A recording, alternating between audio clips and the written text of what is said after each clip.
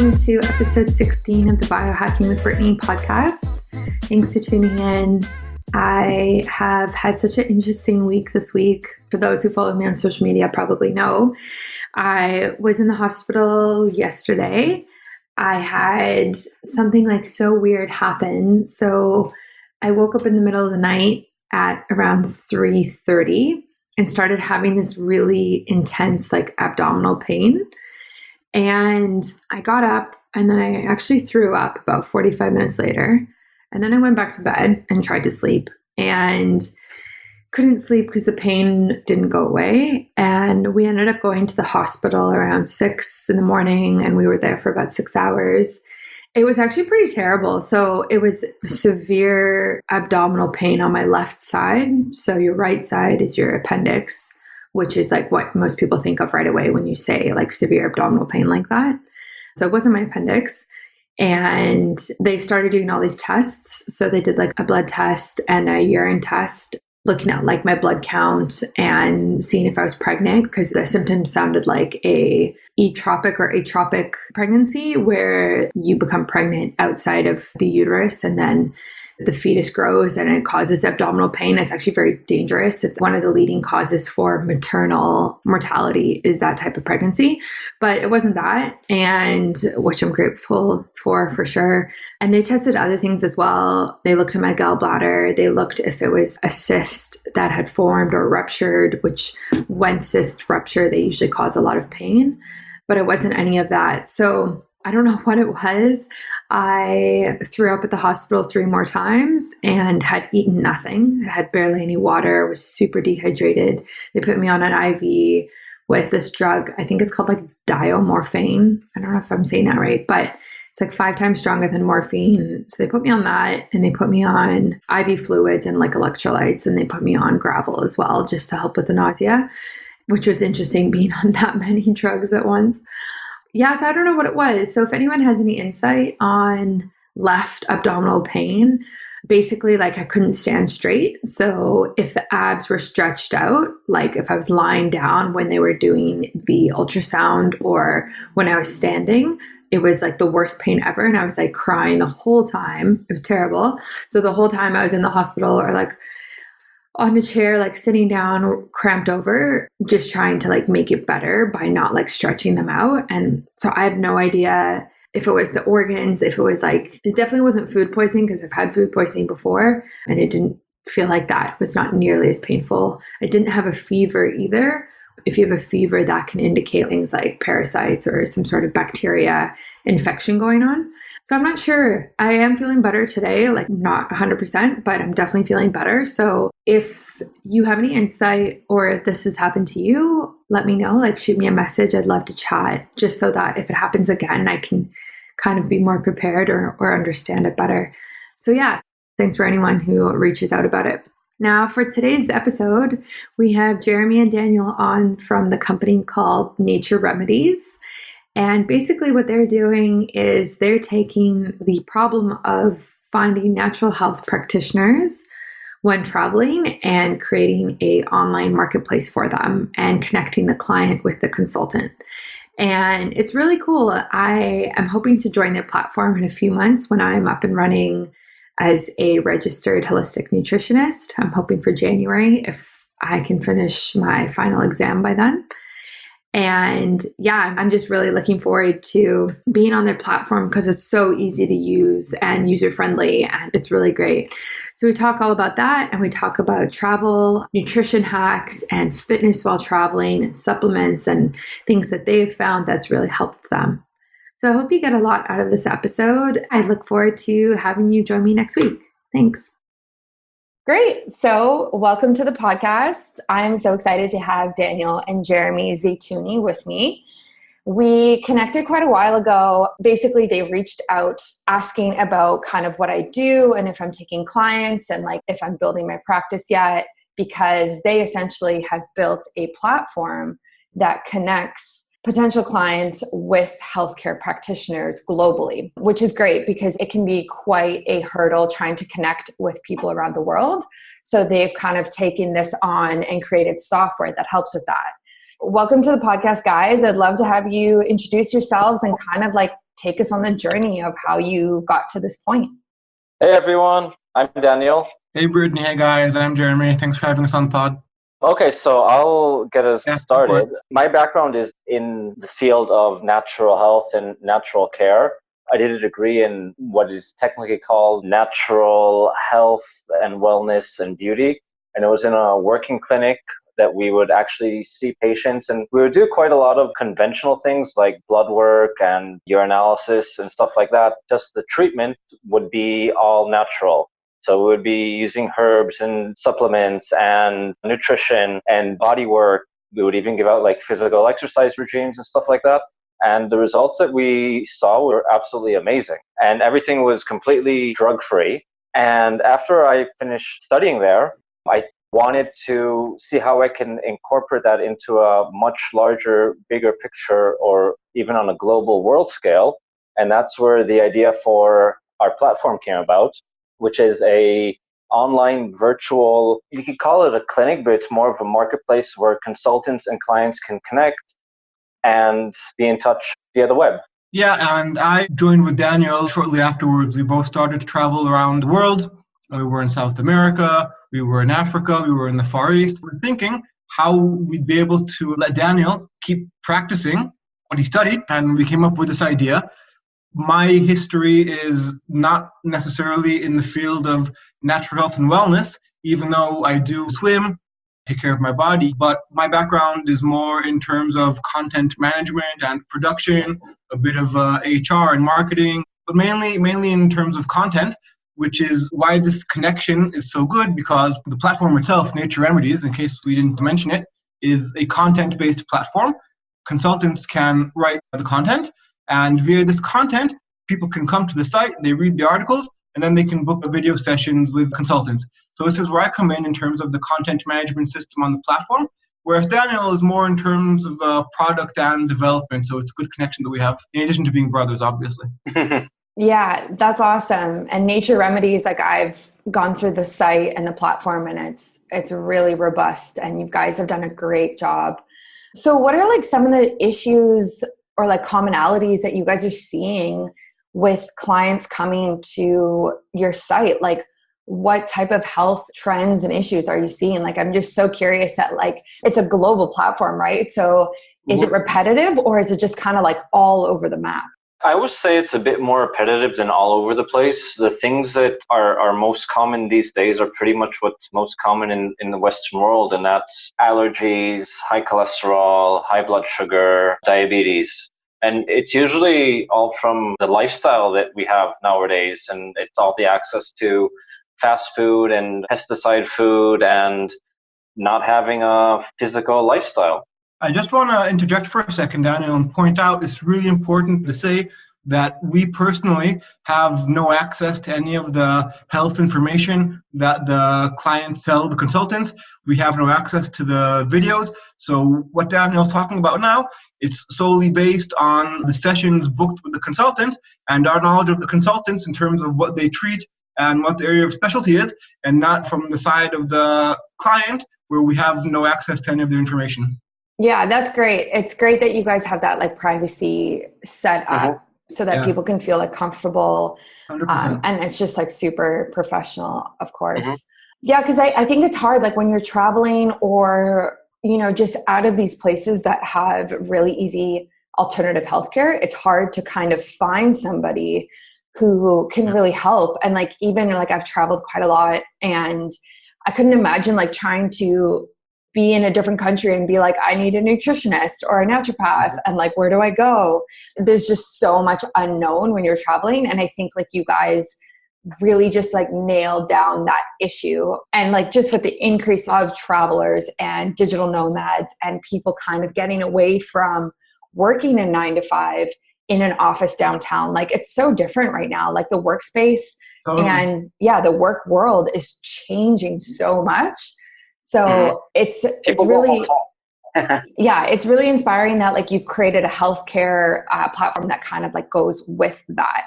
So if somebody was to go onto Nature Remedies and kind of like look through these different blogs and stuff that you have, they can just kind of like book with any practitioner they see fit? Or do you guys have recommendations? At the moment, we don't recommend or we don't pair between clients and practitioners. We want that connection to be on the client side to what they connect on a personal level with said consultant. So if a client sees a consultant or an article or a video that one of the practitioner has made and they really feel like, oh, I really connect to what the message they're bringing across, I want to schedule a session with them because it touched me on a personal level. So that's the way that we want to see it evolve over time, and not so much by pairing somebody up that you don't connect with. What we do plan to introduce in the future at some point is a rating system, like with any of these marketplace platforms, Yelp, Uber, Airbnb, there will be some kind of feedback system in place. It's not there just yet, though. Yeah, that's definitely smart. So you guys have traveled quite a lot yourselves, it sounds like. Yeah. A lot, yes. Yeah. So healthy tips wise, like walk me through what your nutrition looks like when you're traveling. You start every day with a coconut. I love that. Coconuts and smoothies, definitely. Definitely. Of course, it depends where you are in the world, but if I'm in anywhere that's tropical, always start the day with a coconut. Straight off the tree if possible. When you get to some countries, let's say some third world countries where you don't trust the water so much and you don't really know if you can eat the fruit and vegetables, there are always the safe ones that you can always eat, which are the bananas and the coconuts and the mangoes and things like that. But eating healthy when you travel is not difficult. I think the bigger problem is you're exposed to so many different types of food when you are traveling that you just want to try everything. And you do need to have some self-discipline. I think you're right, Daniel. And I think, like you said, it's very dependent on where exactly you're traveling. If you're traveling, for example, in third world countries, India or Africa, then one of the tips that we used to put into practice, we would just eat where we'd see lots of local people eating, because if people are eating there, the food's probably good, it's probably fresh, it's probably healthy, they don't eat lots of junk food in these places. So that was one of our biggest tips. Just you see people eating, it's a good place to eat. Yeah, I find nutrition hard actually when I travel. And I think, I don't know why, I guess it's because there's just so much processed food where you go. And especially the actual traveling part, in between countries is really difficult. I think once you actually get to your destination, it's easier to kind of eat locally, eat seasonally, fresh fruit, fresh veg, and kind of get into the habit of what people are doing around you for sure. I think the actual in-between traveling part is very difficult for myself. I think when it comes to the in-between traveling part, if you're on a long plane or a bus ride or so on and so forth, I think it's really important not to be too hard on yourself because that once you get to your destination, you're going to be practicing healthy eating habits. So, if you don't eat super healthy or you don't eat the best quality food for a day or two, then, just not to be too hard on yourself. Go, don't stress over it too much because it's only a little blip on the radar at the end of the day. Yeah, no, that's a great point. And wherever you are, there's always access to some sort of fruit. If you are flying and you do have a meal on the flight, you can always select a healthier choice. You don't necessarily have to have the standard meal. You can always select a fruit meal or a vegan meal. And also something that I wanted to point out that was referring to travel and eating. I was in Greece a few weeks back and there was a McDonald's. And literally across from the street from this McDonald's, there are maybe 10 or 15 mulberry trees. And I saw the mulberry trees and I was in heaven. And then I was looking across the road and seeing people eating McDonald's and I'm all purple and red from all these mulberries and they're eating that. And it's okay, this is a healthy choice versus the unhealthy choice. Yeah. So it's also recognizing plants and trees when you're around if you can.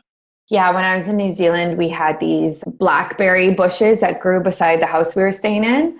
And they were so good. I used to pick them all the time. So yeah, I think it's just... It feels different too when you did like that, no? Yes, it does. It feels very wild and natural and you're just connecting to the earth compared to buying them in a store. There really is something to say about picking your own fruit and vegetables off the ground, 100%.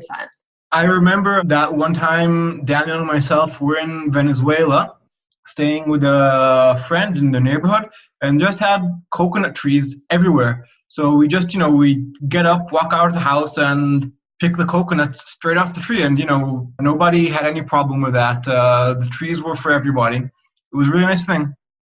Yeah. I think that aspect of food is missing really at this point. Mm-hmm. Well, at least in very developed places, right? So the idea of picking your own fruit and I guess vegetables or nuts or whatever you have around you, it just seems like such a far away concept.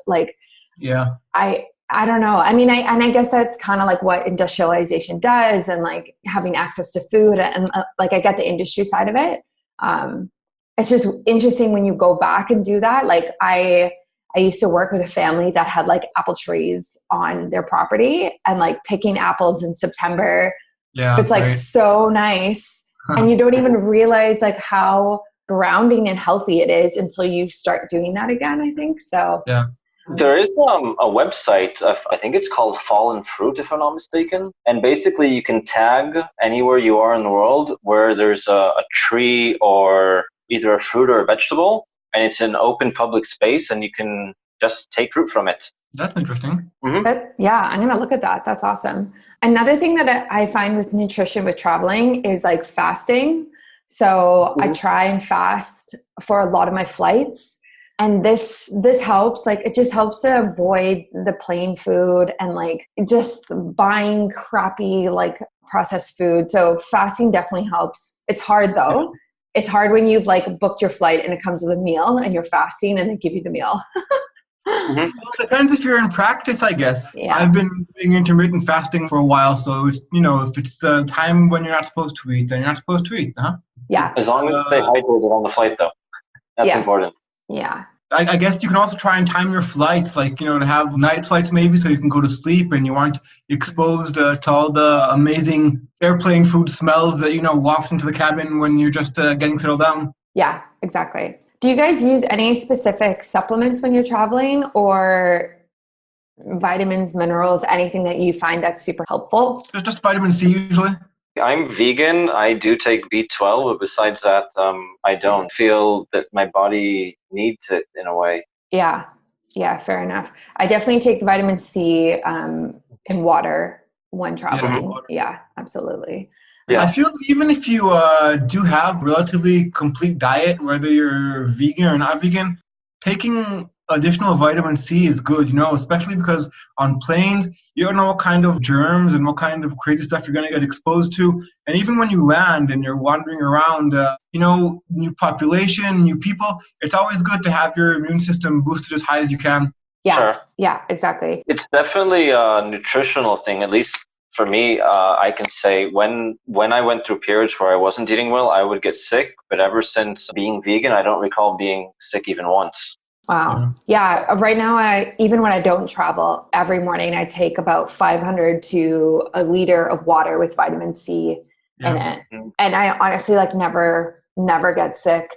And I mean, it's obviously, it could be the vitamin C, but I also think hydration is just such a key factor there. Yeah, I was going to say that. Yeah. When you wake up in the morning, you're dehydrated, obviously, you've been sleeping for 8 hours or so. Just getting that water in before you get the coffee in is huge. Is so huge because coffee is so great. Honestly, there are benefits and there's also the downside, and it can be dehydrating. So if you get the water in beforehand, it kind of just mitigates that and helps that a lot. Nice tip. That's a very nice tip. I like that.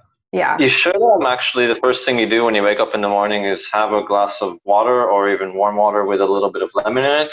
Mm-hmm. And then have your coffee about 45 minutes or an hour after you wake up. Yes. I actually just learned about that because it gives your cortisol enough time to peak. Whereas if you have caffeine right when you wake up within the first hour, it can mess your cortisol and your stress hormones up for the day.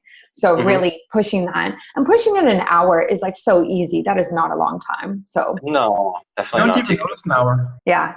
So when you guys are traveling, do you have coffee or do you have alcohol on flight? Is that just a no-no? In general, I don't drink that much coffee.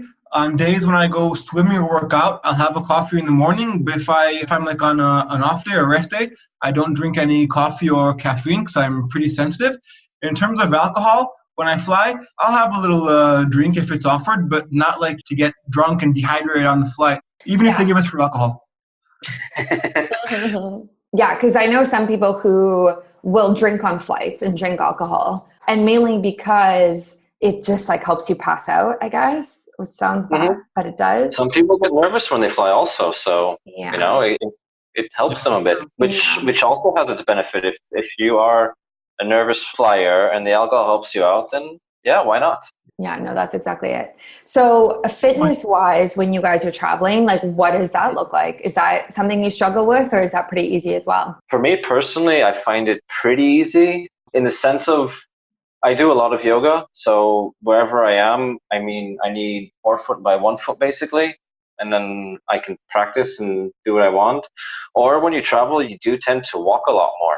Just on its own, you're exploring, but I think it's always a good idea to do some stretches, even when you're flying. Super important to stretch, to do a few exercises, stretch your calves, stretch your neck a bit, keep your body moving. I'm a bit more of a challenge when it comes to fitness when I'm traveling. I don't do yoga. I swim. I've been swimming for years.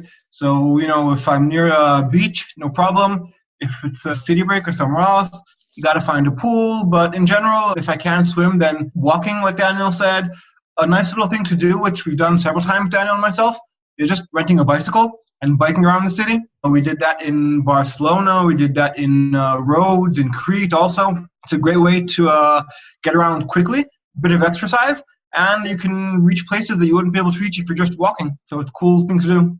Yeah, no, I love that. So when you guys are on the plane, like what type of, you said you do stretches and maybe some yoga, like what type of stretches are like your go-to? For me personally, it's always my lower body or my shoulders and neck. Some of the planes have those nice little pillows that you can not pillows, but headrests that kind of like come out and you can rest your head against it. Yeah. On the newer planes. Yeah, the older planes don't have that. And I constantly find my neck kind of becoming a bit stiff. So yeah, a lot of like neck stretches, side to side, a little bit of like rotations, and lifting up my calves, lifting up my heels just to flex the calves a little bit. I also feel it gets the blood moving a little bit more. Yeah. So I don't cramp up as much. Yeah. And like we said, drinking a lot, walk around the cabin. Yeah. Basic stuff.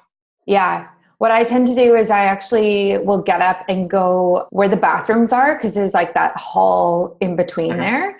And I'll actually do like stretches and like downward dog and just like different things in there. Because especially on really long international flights, like I get really stiff and sore. And another great thing that I've started doing is like when even just like sitting, if you engage your glutes and try hold it for a minute, release for a minute, hold for a minute, that's really good for blood flow. And then same with your abs. Like if you flex your core, it's just really good to like kind of wake the muscles up again.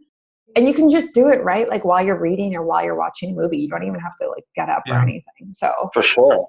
But people become a bit lazy when they're at the airport. They just kind of just tend to sit there and then wait and wait and then get on the plane, sit there and wait and wait and wait. But you can be active. You can do things. Yes. Yeah. By the way, I believe the word you were looking for is the galley, where you do your stretches and everything, right? Oh, I didn't know that. That's cool. Galley. I'm just calling it the airplane hall, makes sense. But yeah, actually, I'm pretty obnoxious at the airports at this point. Like if we're at our terminal and we're waiting like half an hour or whatever it is, I can't sit because I'm like, I have this flight coming up that I have to sit the whole time. So I usually actually will sit in a different way on the floor or like stretch on the floor or like just do yoga right there. And like after you've done it the first time, you get used to people looking and then you just like stop. Yeah, you just stop caring.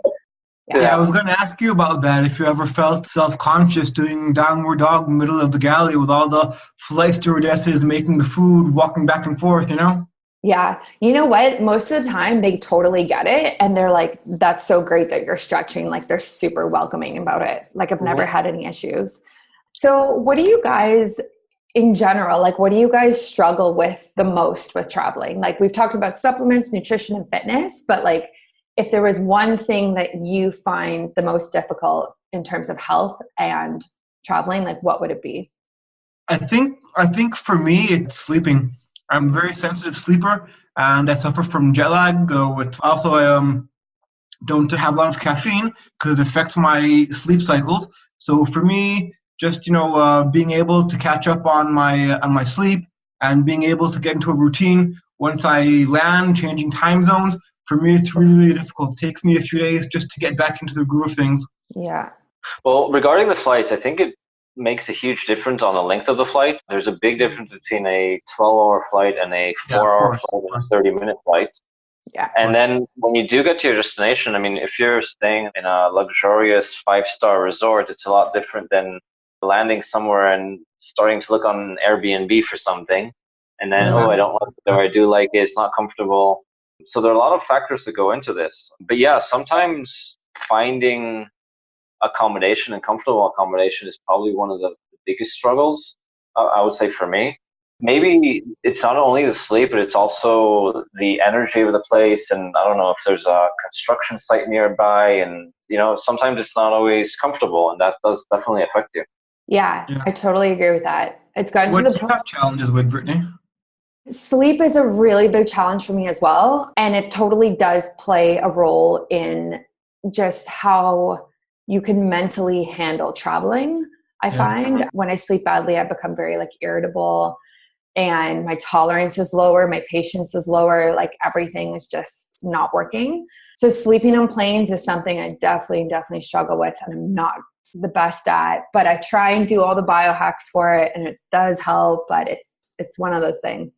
But I was going to say, it's gotten to the point now when if I'm staying somewhere short term, hotel, resort, whatever it is, I only will stay places that have a gym. And it's just, and most places do now, a lot of places are very, very health conscious, and especially the nice places, right? Most of the time they have gym, or they have yoga offerings and all of these things.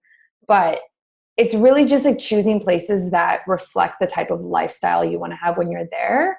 And then if you don't have access to a gym when you're at a place, if it's an Airbnb, someone's house or whatever, you can just go for walks outside and run outside and do workouts online. So there are options.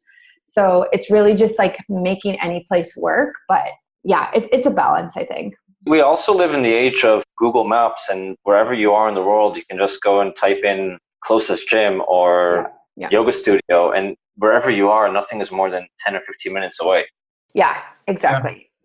And one thing I would like to go back to is one of the tips, or one of the things that I do whenever I get to a place, is I always do a grounding. So if I go somewhere, one of the first things I'll do is I'll take off my shoes, be barefoot, and either stand on the sand or dirt or grass or whatever, and just ground myself. And I feel that makes a huge difference. Yeah, I definitely do that. I try to do that right when I come out of the airport. Just, same thing, grounding, getting accustomed to the time zone, getting out in the sunlight or whatever it is, whenever it is in the day or the night. I find grounding is the best thing for jet lag ever. Yes, a lot of people say that. Very frequently. Yeah, a lot of people say that. Well, thank you guys so much for coming on the podcast. Where can people find you? Where can they connect with you? Yeah, so you can find us at Nature Remedies. The website is www.naturemds.com. If you're a client, if you're a consultant, we have a whole bunch of content. We put up new content every few days. Check us out. We have a whole bunch of different articles and consultants in various fields. Really easy to find us. You can find us also on Instagram, nature.remedies, and also on Facebook, obviously. Awesome. Well, I will definitely link everything we talked about in the show notes below. And thanks for all the healthy travel tips. That's so great. It's really inspiring. Thank you very much for having us. Yeah, no worries. Great. Well, I hope you enjoyed that episode.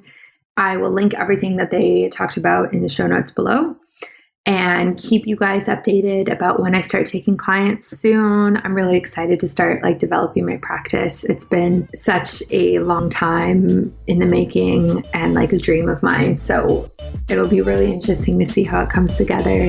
But yeah, stay tuned for that.